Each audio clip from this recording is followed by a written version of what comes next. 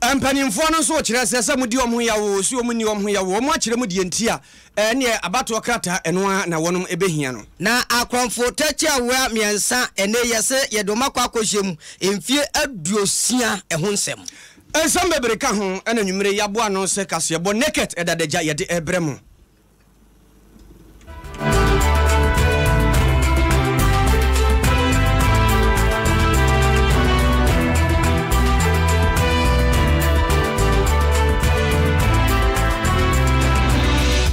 Anyumre yesi adwane ebabia mamoatia bie no eyemme obri yaboa Fentem fremene nana ejei obrimpong CP Opani Anthony Opokwa Champon wanyam frihia dioso nefu abese nani ene oto ananom awerho kwan so ni nyina ne so yade me yede ne kwa yasabia hodo bi o mayi mu a ba bi yede be ko bi ya yese mpani ho yede ne kwa yese mpani ho asasemi abaji ntreku ni ntre ha o mayi mu enam so mamra hye badwafia kwa kopie ho Okuni ni eroma kokoi wono ni acha mehene wo mai mrahye badwafie asemi abedru nanim ama wahyese de aduro no ewo se mpani pa badwaku no hwehwe mu enam wo pani a wo yemrahye badwani mu manfo a ewo ledwakuku abato mpeso aso nsaso Dr. Bernardo Koboy enene wode eto mpani ani mu se saade no a ewo mayi mu no ena mpani ho no ebra so se tuotwa ene se wo mu anhwe yi a Sadi yesi krono ebema wo man bambo kra to apenti wo besere pa se mpani wonye ne man tentem na ne enukro bia empiepie mumra na wo man yehu ni twabre Dr. Sebastian Sandari wono ne mpanimfo bebre no a wonom da ya sabia no kra so ede atum adwa kire se wono se wo mrahye badwani dafiama busia ho no butuo ene wo chese sade na ekoso man yi mu no si ampe ba bi amfa ntwere ne yesi etena ho ayenhwe ha se ye be wiase mpani ho nipa be twere wonom kwa no yentimi nkan Many people in this country have experienced such difficult situations in Ghanaian hospitals. Many have lost their lives to such avoidable situations in our hospitals. As a practicing physician, I find it very depressing and unfortunate to read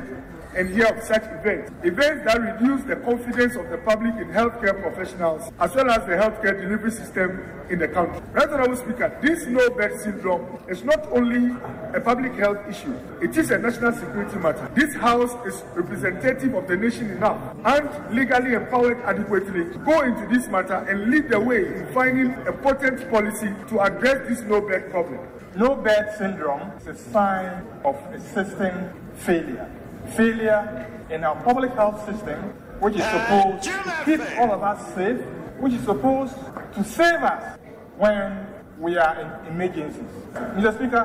when you have a weakness in the public health system of any nation, all of us are at risk. It could have been any of us taken to any of our public health facilities and you'll be told that unknowingly that there's no bed. Any ayam na shebe dwafo mienu Dr. Okoboy and Dr. Sebastian Sandari na kasa no amu na ban lawyer pani abedi akire ono akro no ane so afo hatenten ne so ono aya abedi akire ho Joseph Penka Dandiok ana wo se yanom yakeka manfunu kama dampan yo enye otwenko na beda no odi okunsu na mu bi same kasemi ankasa bi atome abra na meyere menene tu kwan na yade stroke bi bo no yede ne kodura ya asabia asem ampani ka kire ya ne se ampani ho enti Ghana sa mpani ho no e ba ya che yempe ni nyina na duagubre se de be ya e de asomdwe bebre. Personally, on the 7th of September 2016, while preparing to make a trip out of Ghana with my wife,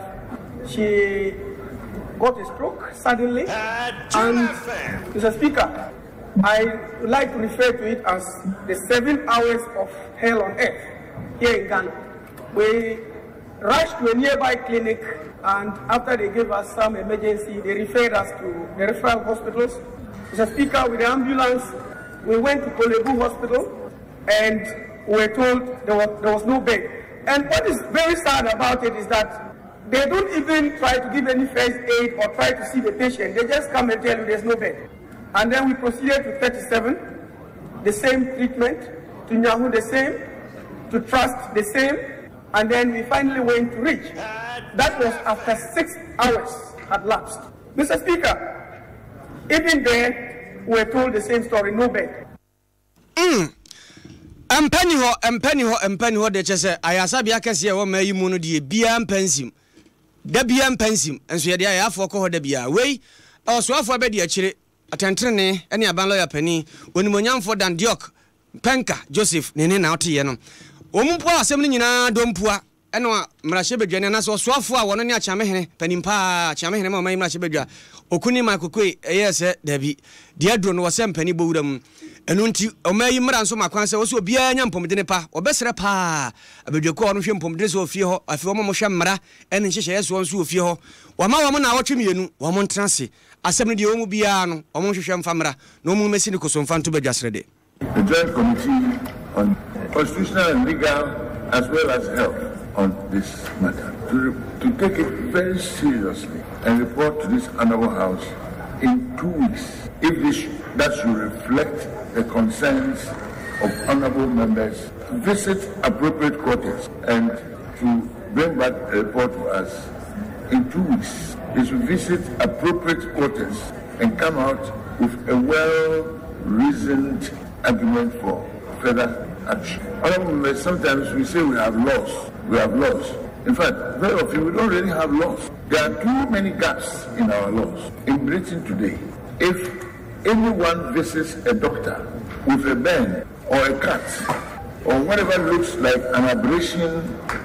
or contusion, the doctor is bound by law to report the matter to the police. And nobody can come and tell that doctor, oh, this is a domestic matter. Go and explain to the police. These laws have not been there from the beginning of time, and people take advantage. I will want honorable members of parliament to analyze these areas.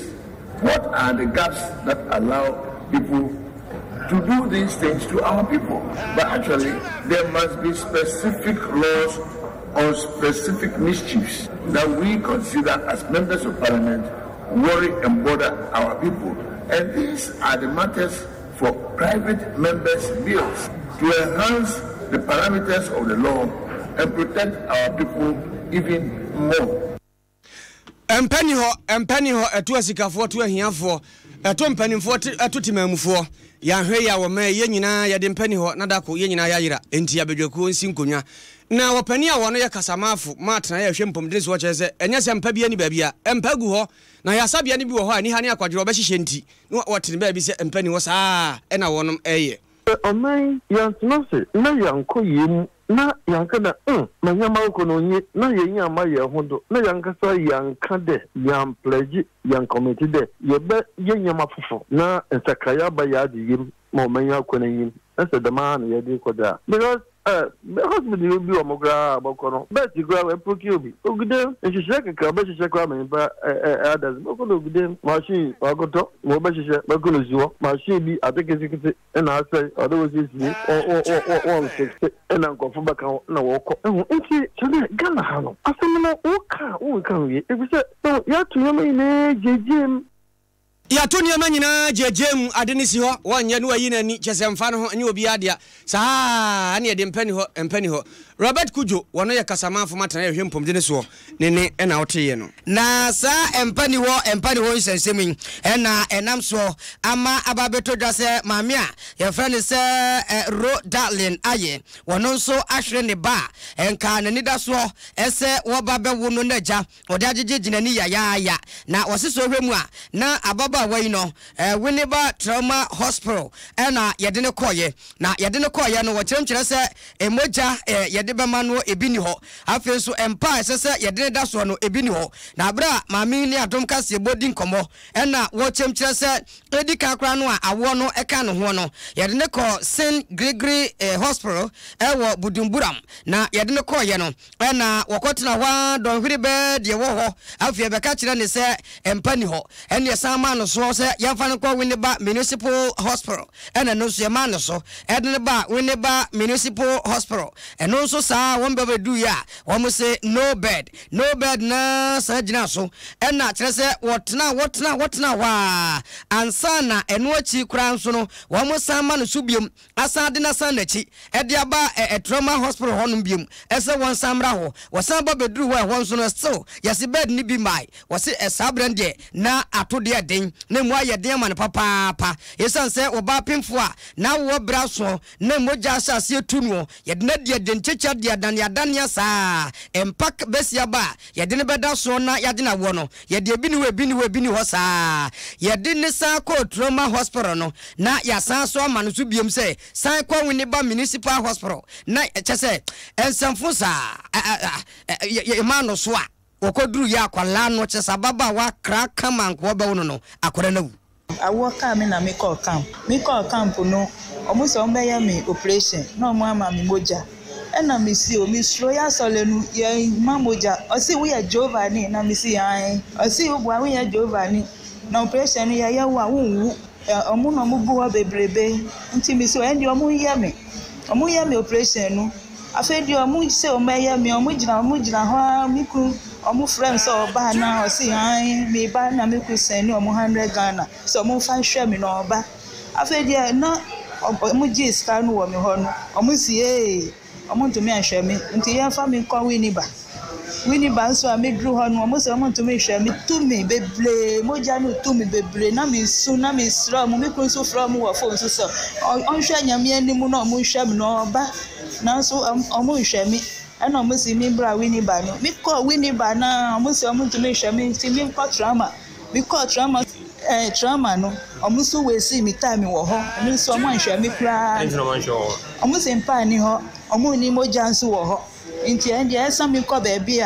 winiba na see omo to me ahwe me no yes am come na omo frɛ doctor no and na doctor no say am me bra e di me dru ha na me ba no asɛ me ba na wu etiam amani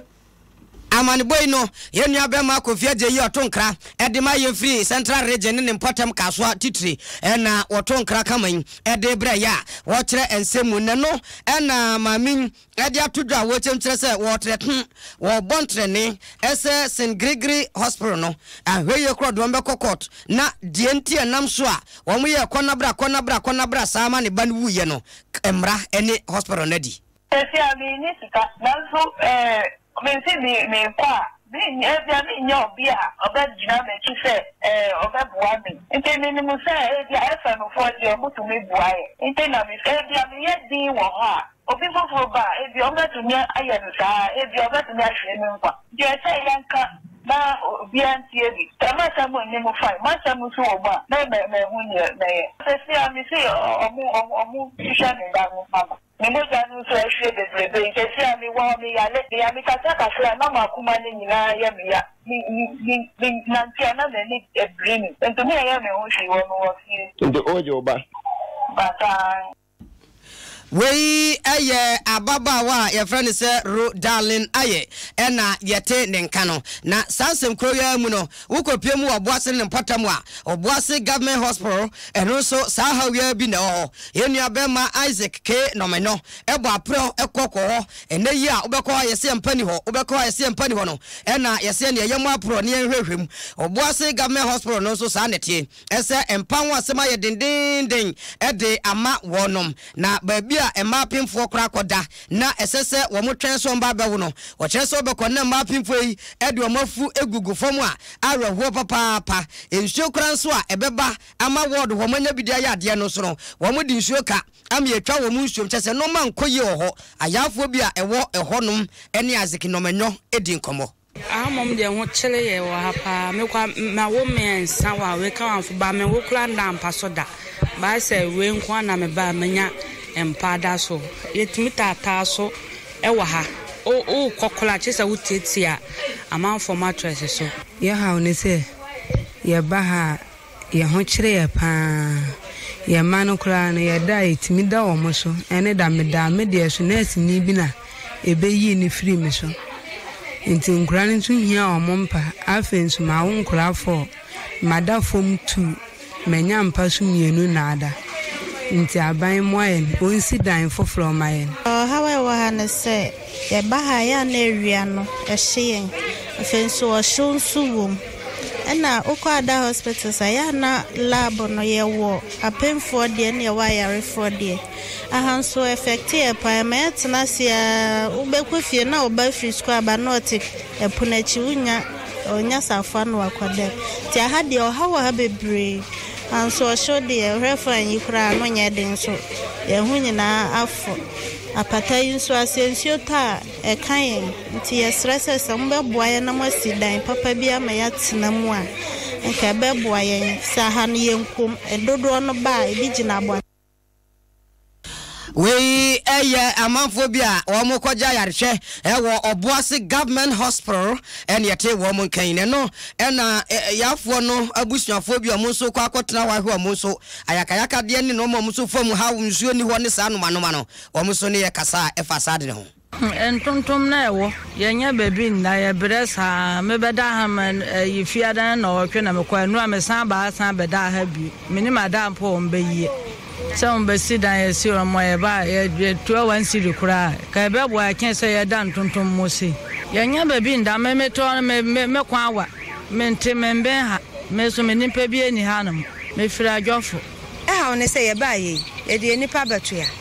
ye tuetue sika mebiri yenya baby na entontom wia na ewe ye homete ye kofie nso enye ye ntumi nya wo mo honko teni Adam ye kokora ye san de yale ne asan de aba enti ebe sro mo mma ye baabi na ma ye sro ma o ma dawruma o mu ntini ye wa ha o mu ni ha yensu ye ni ha wo mu su ni ho ti ye sro wo mo eno no enti wo mo de adesredie e de eto aban anim na obiri ahwade se ababawa Rodalin ayi nasem no se wakwa wo so moja 2 ye ma moja o se ma sori nti I mean se ko ba ni se ya we no o kojo ba awo doctor so bo anyi o dimi mo so bo because ye nyanim se oba kwa wo so na se be ya ni sieza se de tie bia wo se moja wo se ma moja nti wa mpene na ko ba ne sa we no nya se bia ndru ba bia ya na ye nso ya hwani ma bi ya e ka ho bi pa ya de dawro no a e na ye bo aha e ya Adom 106.3 FM so Kasiebo Naket Adeja said ye tie no an ye de ma wo ko Facebook obri ya bo afentem from anase na ajey obrempon CP ye bekin kama nya san so Adom 106.3 FM live ya honso ye de bia e de amana yankwa yanim ya de ani e kire nsem foforo mu aye ko awutu senya empotem ho a na asemi ano ode no we de empower ho enye sempani ho e ho de empower ho pa empower awutu senya West mensini mu pani we chira for Isaac Bentum Janini Happy Kwashi Home International School eho na wo chira de ya yire no pampe adania enkwada wo no chira wo no de areho mienu chire enkwada yie na frumfram sanhye omunyin san kan ho owie ya opa bi di ntrafa eno na awofo a chira se dabi ye kase ye jawo saa mo akwa enya de se ebefa kwa mu opani Barnabas Aban ene wo chira se ade anim guase abrabusua na pa sanse we no musuo se chira fo ede nkwada abra wo se chira nkwada de na nuafo mienu watimi ahye wonu nyinsan ewi ase a ototo papa so hwe kra omokotwere no wo hye wo ba bo hye no kra no so ansan ama so enya sempa sei no pani chire mu me offer say mienu ba ko JHS2 no ba ko so JHS3 ena teacher no chire JHS3 no onyim JHS3 ni no ena osanyim JHS2 ni no e kan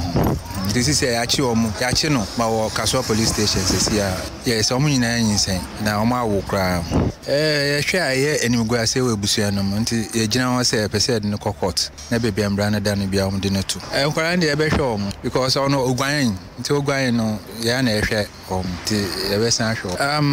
omu 8 months 18 months my me for no ba hwe 14 na ba hwe 16 JHS3 ne 16 na JHS2 ne 14 teacher Bentum adai chesa wo de 1 2 3 ho no nyina ho pese onante ho na de ho ye de ope teacher ni a wo no kira de o Janini Happy Kwashi Home International School ana sa bre de akwa aka aposifo aka chie no nyambra sem a wadi nkwada a wo kire wo no ma de frumfram asem ye de ani di akira kopum se de wo mu bia no ebeba wada ho wa bod Naket bibia ni no wa bod Naket wa bod Naket yanko yanim na obehwe a abra ebeto dwase National Identification Authority mpanimfo womo editu dwase ye ba beye Ghana card ama o my Ghana ye nyina ye nyanya card bia enne bedia dance ye se ye Ghana fo mapa womo de hihia ahodo eba betu dwa ese wombeje card ahodo bia eno ne ebetimi agina so se wo ye Ghana ni ebi ene passport ena fe birth certificate eni se bia enkofo bi a enim wo beba bedia dance ye say wabrempon yenim no ye ne wo no eni adeadea na kyerɛ sɛ o ye Ghana ni na ya register ama Ghana card ni bi na no ena kɔba saa no manfo bi atetete o ma Ghana mu sɛ bi eburu sɛ bi nyado ye nkronkron ketwa ye nkra asimu no ena mo de to Adom Kasiebo anim sɛ no kwasɛm ade wedie ya ade sɛ NIA4 wo mo anye ne yie ne be ya nkomo nsa o machi ensan be foforo sanse so hwe mu a na ukɔ nkurase nketenkete no mu a manfo ho no passport pa de passport ubebusa no nipa du ba akokora wanya bi ma birth certificate wo no edua bi esi enkwanse ho ene ye tworo ho sɛ ha ne ye wo woni birth certificate ni hu enti siase voter ID card na obia wo bia wo mamu ene ye ukɔ dɔtɔ bia mu a obi esan so de to abanti na sɛ no yɛse ye afrim ne mfa nya adwuma de a wo mo kyerɛ sɛ enhyɛda ensisi so eno ti kwa mo kyerɛ sɛ aban no ene NIA4 nyintum na voter ID card no mo mfa enhyem na yɛkɔ efe asifo su ma yenua bɛma afredamo ene amanfo bi ho didi nkomo sɛ wo mo yɛ krado wo mbenya. Yes, wrestling company for no ID card here de to abayi. O ma ye kwan ne de aye because some people we de me konya no he. Eno de minim kwan kra ye fa so nya no. Eye de to kwan no because if you feel say nka bia me nua bi wa manane na obeye yi na nka me kwa kodi huduma. Website me ni bi me kra minim ade kra ye friend website. Me time no minim data ye de wo me. Me papa ka kire me. Na me ma me so kire me se ba bia okọ wo me. Eno so minim. Eno nti no eno na me de kwa ye me passport. Me my passport to cry nearly by 25 years ni sabre no na ndabri so obi wo kra sa aida na weighing card ne birth certificate oni bi nsusu no mpanimfo nwandwene ho mienu enye ni pa nyina na wobie e bi omo wobie e ne mre fo na ya wo mo no mo wo sa de no na me pɛ so kra me ni date no na me ni bie me da na me so me yesa card yi bi nti we ya gituma enye ye nkita kra nya Ghana ni me ya wo Ghana ha ahaya na me fire enti se no de e betwe asan na mpanimfo na anwene ho omo fa de fo amra enti wei eya simfosu enkura bata babim a kyerɛ sɛ manfo ho ebobra na mi wai yɛkɔ brema esikuma enne mpatam ofimfim mantem potem ho enne ne manfo de bi nsu di nkɔmɔ sɛ brema esikuma fo wɔse de voter ID card no ɔze ya onye yew ɛna ɔse de ebeda atuma ɛnom se awala yɛbeda atum sen ɔmo kyerɛ sɛ birth certificate enne sa passport na nkasa no ɛyɛ aduane aba anase ɛyɛ kuro bi din ɔmo nim ba bi efiri na yi national identification wa ho yi omo beye na mo se yemfa passport ne birth cert ID card kra mi to abakra ayira entini mi ni pass an mede ne menya bi aye na fra aye ha ye if you teach our licenses nurse for card e chere o ye nurse for that when you could licenses chere driver ya yim bi particulars yim bi awodo e licenses normal the same as teachers to the madina kanu mpo ye wotu use Ghana. How much more the yesan ye card for full view? Amos a good time. So, Cosala, you will sit time and agree on your lie. I card in your share business. Obi or what follows another way crossing passport no coffin whatever. No be an papa in your buchi and any be a buchi or coffin passport way. He has a boy in a more yards ever hope. Passport only if you say you pay an passport maybe. Sebi every day from war. I buy as me cocoa farmer. Passport by maybe number one maybe. A better in a maybe. Wei aya brama esikuma na yene amanfo hedi enkomo na no ne ebusa ye ese we kura no mra kwan so no etresen de na efo ye nkinkyina achia mra se badwafo kura to nsa de frɛ wom so mra wom mpeso mbeba be cheche zemu no emra kwan so no be kyeresen legal practitioner lawyer John Owusu Ajiman en wo kyerese ade we no de behia ne se National Identification Authority for tie de Ghana for kan no mo di voter ID kan na kan simple nyesa Ghana di bi twom kokoto a danta wo masenema who can nipa wo birth certificate and wo mo passport no ebuma wo mu even 10 million out of 30 million Ghanaian population you nuru 10 million meanwhile ana obi nkofo so ka say voters ID card and so yeah a form of identification yeah voters ID card and so you betimi from the Electoral Commission, and the number of registered voters as at 2016, I'm saying now about 14 or 15 million. Nipanu bebre register or a problem. So woman say Ghana need we need birth certificate. only passport. Afi ebia o babia o nya nipa mienu ema o mo makire se o ye Ghana. Bi America wo fi o twen ba wi ake. Ono nso te hu ene ye djuma e wo ho. Ntino there is a problem. And I omun parliament omun enwene hu nyina omun nyen sakare wo. Lawyer John Owusu Ajiman and yetinin kan ye say yene National Identification Authority for kwa kudin komo na yebetwa so. Ehwa an yetu anamonti eduru ho ne ye kire panimpa na ye odano Professor Kenatefa ene se panibra ya pe wache papa amanfo keka sa abato krata ene ahyenso de hye obi ansem no ID card voters ID card no eno de enka di ntworo no na de ntina pani we aye pamusa ene wo se he wo ma ya na mo wura fi asem wo wura fi se dan no ma hye badwafo ko asetena ekoye mmara se eno de enka ho ana mo wura fi ene me kai mo ma mmara ya di bu man yiem panimfo mo hye badwafie ho a ene kotena ase ene mo de mmara baaye li eno nti eno na eda di pefe se so obi betworo ni dia ene passport ana se birth cert sa ne ma mienu ne kuta no de aba wanya bi nso kura obenya nkrofo ebegyina na chi na no ye fa nipa be se mpem aduonu nso a wonum nyina ye omo atete omo mekire commission of oath ne nyina begyina ni mu a kire sampa enipa asomasi ene ba oba betworo ne din wo ye Ghana ni ne ma menie na weni sa na chese adimu enti anamo ayatuo no nyese yete office ya ene ye de ene ye emra wo ma yimu no de yesi yemfanye ene ye de eye wakasa wie ya pe ana opani a wo no ene mrahye badwafie wo mo hwe na ve na sa atena yempo a wo ndo manya di tenten sa ahwese anya bia no ene abanya so ye bia wo ye adwuma mo bedi unte sika de ma wo de ye adwuma na mekire monitoring and evaluation opani a wo ya be de akire ho William Akwasi Sabi ene esi pani wo so wo di akire bi sese sika na sam na yebusa se pa na ye di wura sa di ntwere yi mu ene wo se empanimfu atum frinhia maako edunum ene de asi ho sika ye de ye ne ye opepe baako akiri pomienu $1.2 billion mfrinhia dunum ene di sa adwuma no se de be ya ene obia akwada mpani ye wo wa na chese wudie ni na de ahya wonsam ama adwuma no akoso na wono so kasa wie ye na dom kuma na fa opani a wono hwe sika sam so se ba ne kasa ma wono ya to force nkire mu se dabi sa sika pepe baako akiri pomienu no emu odododo we no ase ani na ho enti mpani ensamra bi onya de se wote wo ho ase a eyeye ba bia sa bre de atoro nkyira ka akire yeguso a ye de ani edi sansemi achi yantoa ensem no so na yemongra ensem afofro mu a na yekọ yanim na se uhwemu a na ene no enhyehye ahodo na aba betodwa na yemfa nkofo adwenche kakra ewo Facebook no na yemfa entoa so emfa emaw apia agei sika danka kire se no kwasem Ghana for epe kasa too much na weni e kan wasem ne na weni e kan wasem kina wosinya de se ebeboa Kwame James kire se yempanimfo no we empakura wa yasabia omunya baabi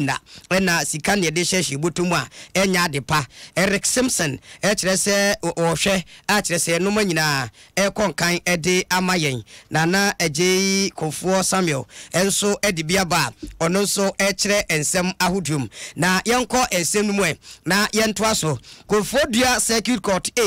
a kire se he ana message Janet anima mafo atna kunwam ene wo kire se wa sentence akronfo atachi amwa mako miensa wa sentence wo munyina so mo konkodem na we no akrono bofo ibinom koye am robbery na okobo ya wose emfie mako adusia 60 years ene ode amom se wo munkoje no munkojeli wo hard labor ayekeke ka ho a chese nya asem ketwa kra na nipa miensan Samuel Kwame Asare popularly known as Boys Abre 24 years no di Kofi Yakubu popularly known as Cobra wo tuntum wadi mfie aduonu emiensa ena Samuel Bafi Apia popularly known as Oscar de Rahoya Sehwanyu wadi mfie adi mfie aduonu ensia na enumu no ena court no so asese 66 50,000 Ghana cedis ena sabre no womu entrane no Toyota Camry wosusu se wonum agye edi free nipa bi a ode complain ne baaye na ehun sensem ode aba betudwa na enei ekoba ne saa no Eastern Regional Police PRO DSP Eberizatete ene Adom Kasiebo nkomo wo ho ena wo cheche nsem no mu de case ya ba de kire ene sia ebesia kwakosie nyina. 3 of the most wanted and notorious armed robbers were yesterday convicted by Kofodia Circuit Courts, presided over by Mrs. Janet Inima Mafo. The accused persons were each convicted to 40 years imprisonment with hard labor to run concurrently. The court also ordered the accused persons to pay 66,000, being the cost of Toyota Camry they snatched from the complainants, and 5,500 being the cost of Apple Beats P Maker HP laptop and 1 iPhone to the complainants. They were also sentenced in another case to 20 years imprisonment. These are very notorious young men who specialize in car snatching. They do not only snatch cars from their unsuspecting victims, but they terrorize them. They make them to go through hell, and what they do is that they hold them hostage, put them in their car boots, and drive them to unknown location and subject them to all kinds of inhuman treatments. So Heti we Eastern Regional Police PRO DSP Ebenezer Tete and yatene nkase wo chere ensem sabre die mrantie miensen omtena biasesa Ancha yadiani becha santimantam kropon kumasim na MTN 7 kanchiro se mumu